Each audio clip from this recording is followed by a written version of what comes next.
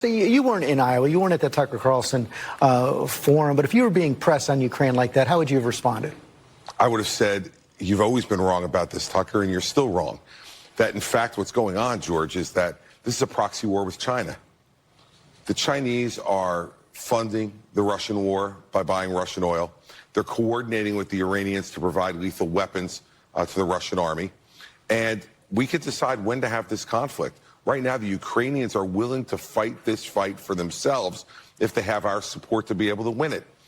If the Chinese watch us back away from Ukraine, as Tucker Carlson and others would advocate, believe me, the next move will be Taiwan. Okay, so we talked a little bit about this when what was this, last hour? We played a little bit of this in the context of the 2024 stuff, because I cannot stand the way that this is constantly presented in the context of Ukraine. Welcome back to the program. Dana Loesch here with you.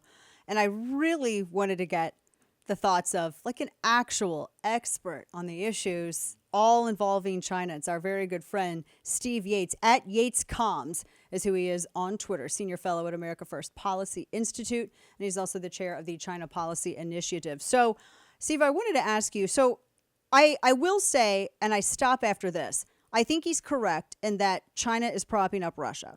I do think that there's a lot of truth in it. They're buying their oil, they're buying all this stuff. I get it.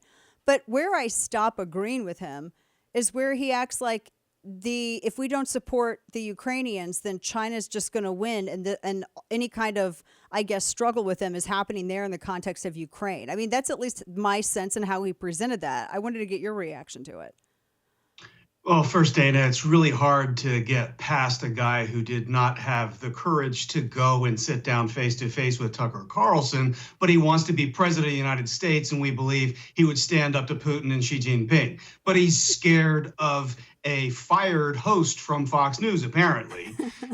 And so, number one, I mean, it's in all seriousness, it's really a bad look to go to a former Clinton spokesman to shadow box with Tucker Carlson on this. So, I mean, that's not exactly projecting strength, but when you get to the substance of it, yes, the Chinese and the Russians are colluding. That used to be a bad word in DC. And yes, if things go really, really badly in Ukraine, like it seemed like it might when Russia invaded, and if they had mowed over the Ukrainians, that would have been a travesty. It might have sent a green light signal to China. But the big piece that Chris Christie and his galaxy brain left out of the conversation was, what about the rest of Europe? The signal the Chinese are going to take first and foremost is not whether the United States is easy to get conned into an never ending war. We've done that already. So the difference is the United States going to let our allies sit on the sidelines? Because for China, that's the difference between trying to play one-on-one jujitsu with the United States, or whether they've got a complicated mess of, will Japan do something? Will India do something? Will Southeast Asia do something different? Will Europe, contrary to popular belief and current behavior, will they do something? That's the X factor. And if he had it within his galaxy wits, that would have been a reasonable topic for conversation. But I don't expect that of George Stephanopoulos or Chris Christie if you don't have the manhood to step into the arena for the real debate. Yeah, I think that's a great point. I'm going to steal that galaxy brain. It's mine now. Taking it forever. Talking with our friend Steve Yates, you make a really good point in that the deterrence is also, well, what's Europe doing? Because China looks, it's what's happening with South China Sea, and they see Taiwan. If they bully Taiwan, well, then all the other Southeast Asian countries that you mentioned, that comes into play as well. China doesn't really want to open up that can of worms. I also think that isn't it kind of a bait? You can say it's a proxy conflict, but it's also a bait from China to keep everyone's attention on what's happening with this dying empire that they're using as a puppet so that they can do their shady stuff over in the Pacific. Well, there's a lot of shady going on all the way around. And we've talked for a couple of years now that there aren't really clean hands in any of these conflicts. And obviously the DC military industrial complex is in full force trying to get ahead on all of these fronts. I would love it if someone would have asked the newly really brave people that want to say, oh, Ukraine is where the future of the world is going to be determined. And now this new line of it being a proxy war with China, So your theory for managing the China threat is to send weapons to Ukraine? I mean, it has to be music to Beijing's ears. There has to be more to this. What about our trade relationship? What Yeah. about technology? What about access to our southern border? There's a record number of undocumented military age Chinese men coming across the southern border. Yeah. Maybe all of those things might have more of an indicator of what's going on with China than, say, what happens with Ukraine. Although, I don't want bad things to happen to the Ukrainian Right. people, and I don't like Putin.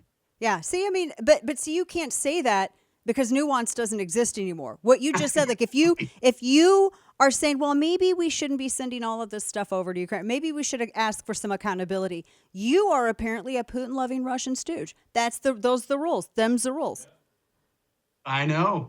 It's just smear and smear alike. But, I thought these people were smart and got great degrees from big universities, Yeah. but they all fall back on small words. Yeah. The other thing about this too, we're talking with our friend Steve Yates, and I really wish there had actually been more conversation on China. I thought it touched on it, and I thought there for a little bit we were actually going to get into some of it, but then it kind of went back. I mean, they got pulled back to Ukraine because whenever anyone talks about objectives, like what are you wanting to accomplish? What does that look? Nobody can actually articulate what objectives they want accomplished and what a conclusion looks like in the conflict with Ukraine. I have not heard a single elected official at all articulate what that looks like. The closest approximation are people that talk about there's going to have to be some attempt to negotiate for peace. And there's probably going to be some issues related to, are you going back to the original sovereign boundaries? Or is that even possible? I mean, there's just no serious way to talk about how this ends without talking about defined territory. That used to be the way people with good degrees would define sovereignty in the way of international relations. And it's only recently that everything is fluid, and apparently including the definition of a country and whether we have borders. And so that actually is front and center in this. Yeah. I've heard President Trump talk a little bit about this. I've heard Vivek Ramaswamy talk a little bit about this. Some of the others nibble around the edges from time to time. But really, this is just a hobby horse for them to sound tough. Yeah. And that's all it really is. And that's not actually doing a service to the Ukrainian people. It's not deterring Putin, and it's certainly not winning a proxy war with China. That's a good point. We're talking with our friend Stephen Yates.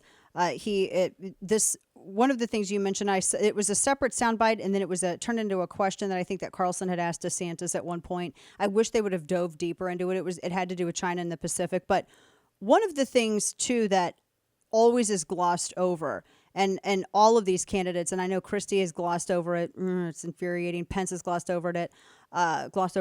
The issue with South China Sea, China, Taiwan, like they talk into like the superconductor chips and the amount of trade. You brushed on this last time you were on with us. Remind everybody again the amount of trade that goes through that. It's not really contested only by China, but that portion of international waters that China's claiming is theirs.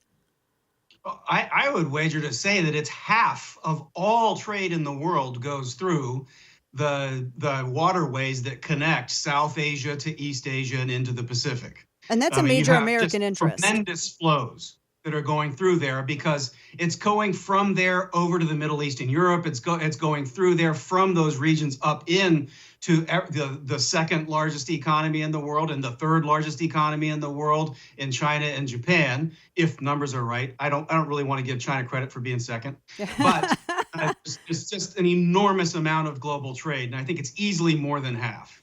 Is it safe to say that if there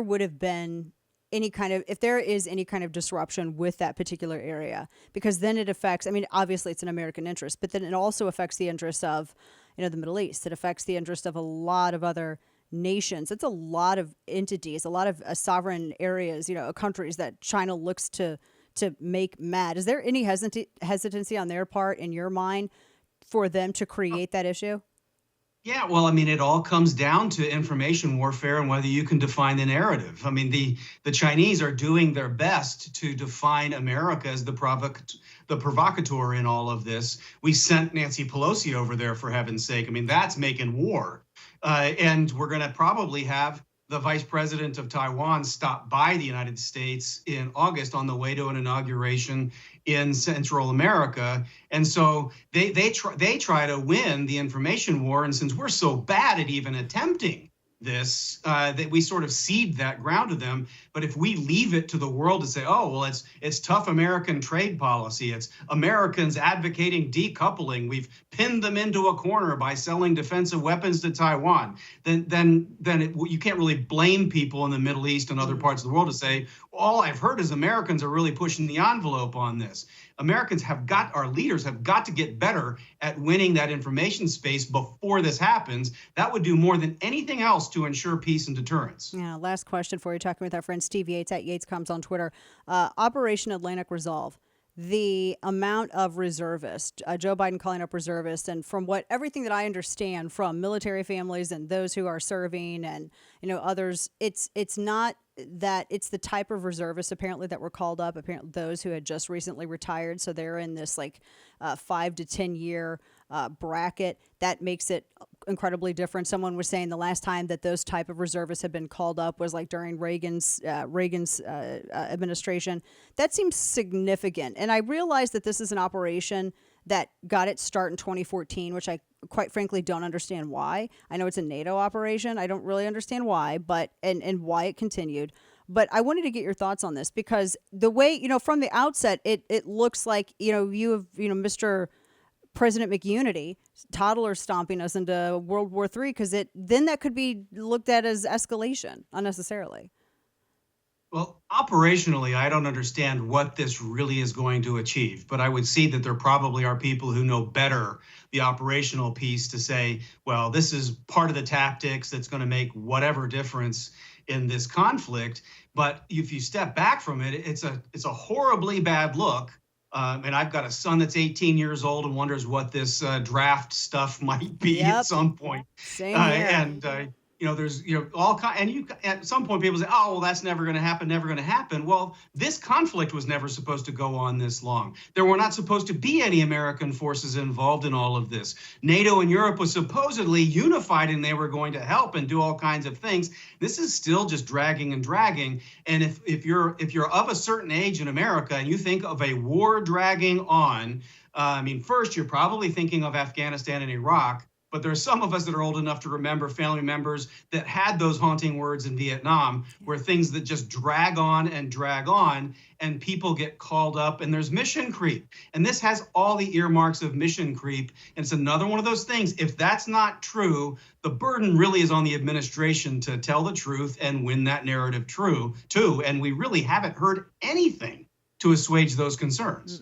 And we need to hear more from, I think, Republicans instead of everyone trying to use, and not everyone, but it's like there's a handful of them that are in the primary that are trying to use this as a measure of, well, I guess you don't love America and you love Putin if you don't want to send everything over to Ukraine. I'm just about done with it. Just about done with it. You and I are probably holding on to the edges of manners with our fingertips here. That's all we got left. I've never run into the censorship bubble on this or button on this show, but that one comes close. We'll be, well, you know what? I know Brendan Carr. So, as long as he's at the FCC, I got to get out a free pass. I got to get out of jail free pass. So I'll use that for us. Stephen Yates at Yates Comes. Always a pleasure. Thank you, my friend. Good to see you. Have a great week. Thank you, Dana. Take care.